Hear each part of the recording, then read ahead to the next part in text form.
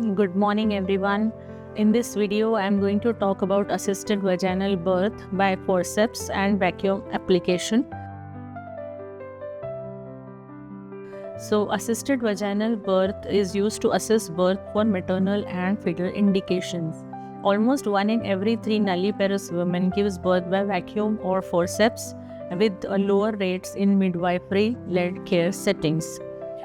Continuous support during labor, upright or lateral position, and delayed pushing for 1 to 2 hours in nulliparous women with epidural are known to reduce the risk of assisted vaginal birth.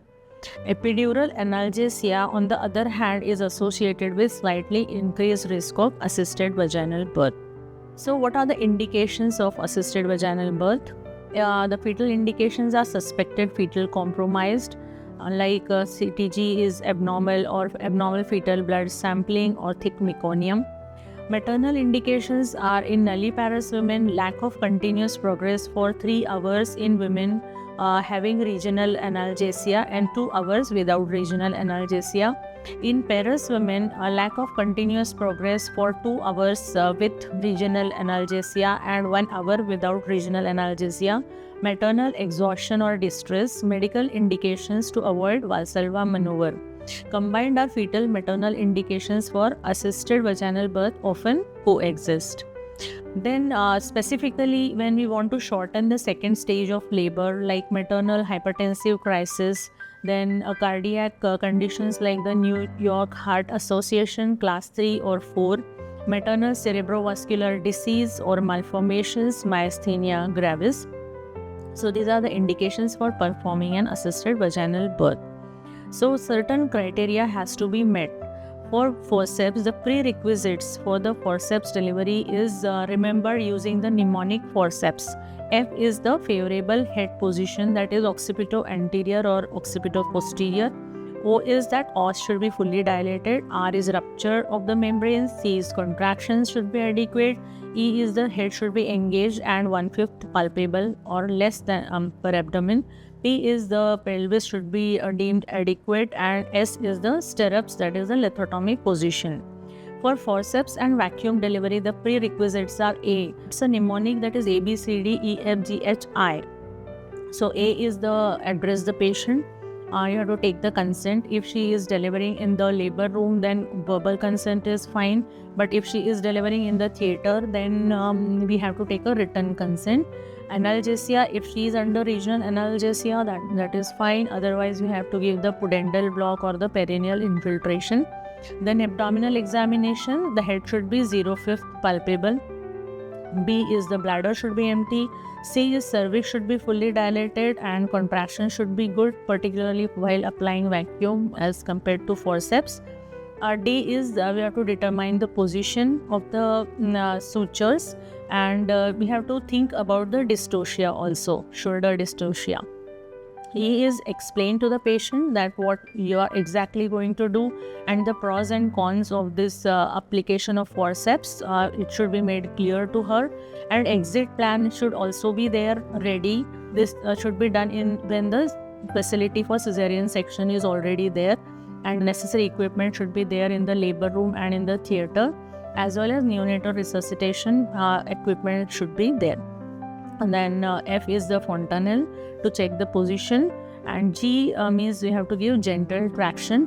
H is we have to halt between the contractions and halt the procedure if the venous suction disengages, that is there are 2 pop-offs of the vacuum or there is no progress after 3 pulls.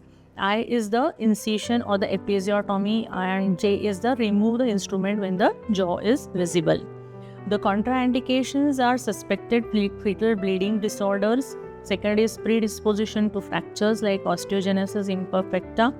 And preterm birth, vacuum birth should be avoided below 32 weeks of gestation and should be used with caution between 32 to 36 weeks. Now, what are the safety criteria for assisted vaginal birth? Full abdominal and vaginal examination has to be done. The head should be less than 1/5 palpable. Cervix fully dilated, station at the level of ischial spines, position of the head has been determined. Caput and molding should not be more than +2. pelvis is deemed adequate. Preparation of the mother is clear explanation, informed written consent is given, and trust is established and full cooperation sought and agreed with the woman.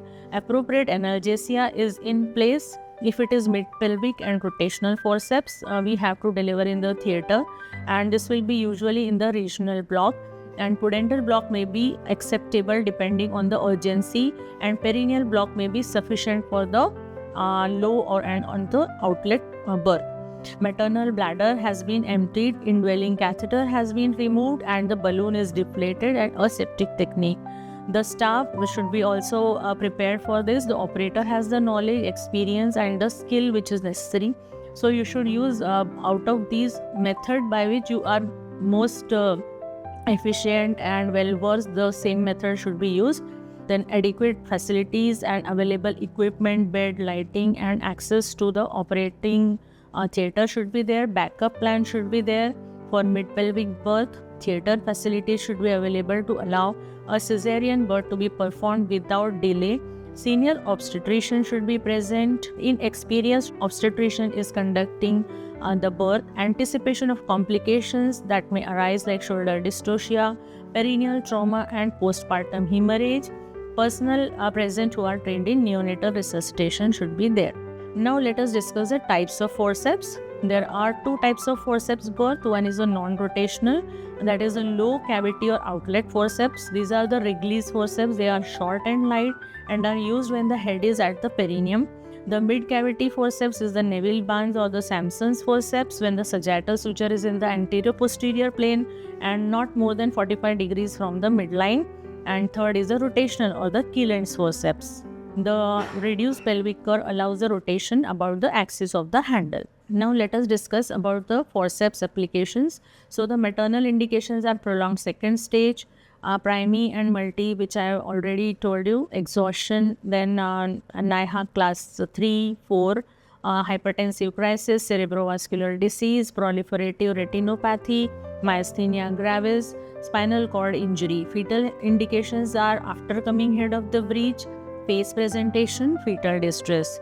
And the contraindications are if the prerequisites are not met, fetal bleeding disorders, fetal predisposition to fractures, and maternal infections. Now let us discuss how to apply the instrument. So this is a pair of Wrigley's forceps. This is used for the outlet and the low forceps application. Once we have checked the criteria are met for the application, the woman has been informed and proper analgesia is in place, we can consider episiotomy. And now we have to first see the phantom application or the ghost application, whether the blades are getting locked or not. Now we have to first insert the left blade. The left blade is held in the left hand, and we have to put 2 fingers in the vagina between the head and the posterior foreshed, and the thumb helps to form the arc. So once we are inside, we have to hold it in a pencil holding fashion, and this is parallel to the maternal groin, and once inserted it forms an arc, and we have to place it like this. Similarly, the right blade is to be held in the right hand in a pencil holding fashion, and it is guided on the 2 fingers, and then they should be locked. We should not lock it forcefully, and they should be getting locked easily. There should be a 1 finger gap between the head and the lock and this heel portion of the blades, and the sagittal suture should be in the midline. It should be equidistant from both the blades. Now during the contractions, we have to pull the blades first in a downward and backward direction, and then like this in a J-shaped manner.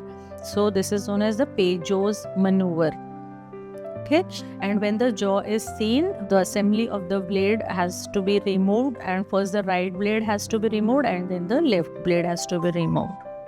So this is how the forceps are to be applied. This can be done in the labor room itself, and for the mid-cavity forceps or the rotational forceps, we have to do in the theatre. We must know when to abandon the procedure when there is no evidence of progressive descent with each pull, or delivery is not imminent following 3 pulls of correctly applied instrument with an experienced operator.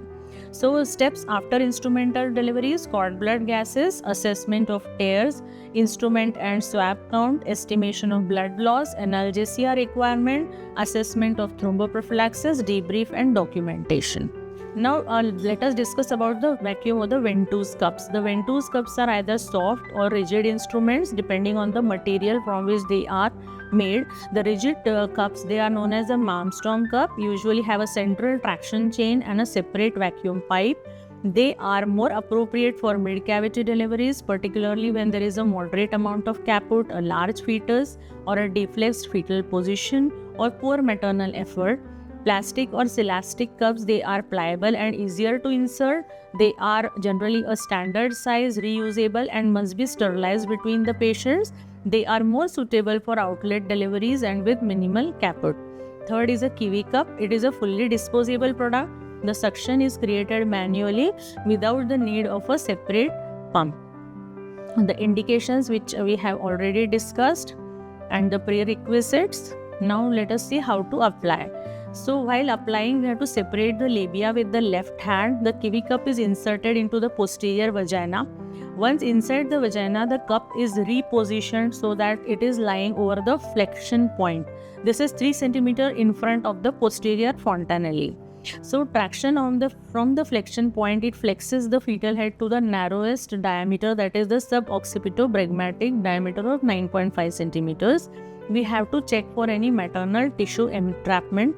The vacuum pressure is then increased to 0.8 kilograms per centimeter square. And again, you have to confirm that there is no maternal tissue which is getting entrapped. The traction is done in the downward direction with a J-shaped curve and then becoming horizontal and forward. As the head begins to crown, the perineum should be guarded and the delivery should be slow, controlled, and replicates a spontaneous vertex delivery.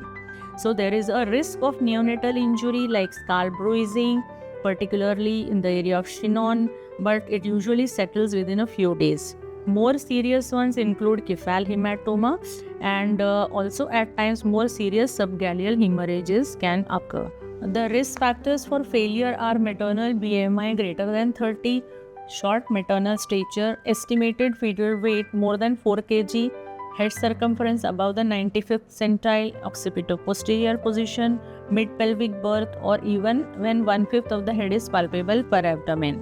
The risk associated with this are the risk of episiotomy is more with the forceps as compared to vacuum. Then vulvovaginal tears, they are more with forceps as compared to vacuum. Obstetric anal sphincter injury is more with forceps as compared to vacuum. Postpartum hemorrhage is around 10 to 40%, which is same for vacuum and forceps. Urinary or bowel incontinence is common at 6 weeks, but it improves over time. Now the perinatal outcomes are cephal hematoma, which is more with vacuum, and the incidence is 1 to 12%.